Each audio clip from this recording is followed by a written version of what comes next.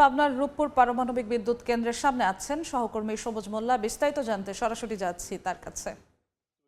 সবুজ, অতিথি চেয়ার বসবেন, তারপরে কিন্তু ধীরে ধীরে অতিথিদের বসার পরে উদ্বোধন কার্যক্রম শুরু করা হবে। আমরা যদি একটু পেছনের দিকে ফিরে যাই, রূপপুর পারমাণবিক প্রকল্প হওয়ার আগে এলাকাটি ছিল আসলে ঝোড় জঙ্গল এবং ধানের মিল এলাকা। রূপপুর পারমাণবিক প্রকল্প হওয়ার পর থেকে এই এলাকা রাশিয়া, ইউক্রেন, কজাকস্তানের নাগরিক মিলে সব প্রায় 5,000 বিদেশি নাগরিকদের আনাগোনায় এই অঞ্চলটি কিন্তু একটা মিল রাশিয়ায় পরিণত হয়েছে।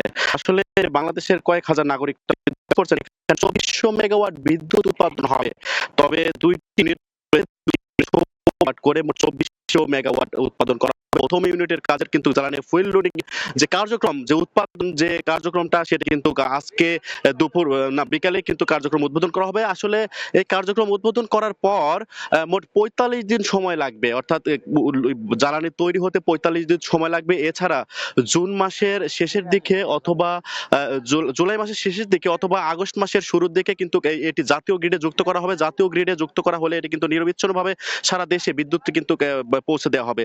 এখানে আমরা একটি গুরুত্বপূর্ণ লক্ষ্য দেখতে পাচ্ছি, বিদ্যুতের এই পারমাণবিক প্রকল্পের কার্যক্রম সফল হলে কিন্তু বিদ্যুতের ঘাটতি কমানো যাবে, আমদানিকৃত জ্বালানির উপর নির্ভরতা কমানো যাবে, পরিবেশ বান্ধব বিদ্যুৎ উৎপাদন করা সম্ভব হবে, দেশের শিল্প ও অর্থনীতিতে কিন্তু বড় ধরনের একটি প্রভাব পড়বে। আসলে দীর্ঘ প্রতীক্ষার পর নতুন একটি ইতিহাসের সাক্ষী হতে যাচ্ছে বাংলাদেশ।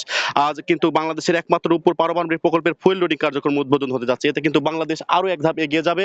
স্থানীয়দের মাঝে কিন্তু আনন্দ উল্লাস কিন্তু ব্যাপকভাবে দেখতে পাচ্ছি আমরা। এই ছিল আমার কাছে সর্বশেষ। সরাসরি যুক্ত ছিলাম পাবনায়।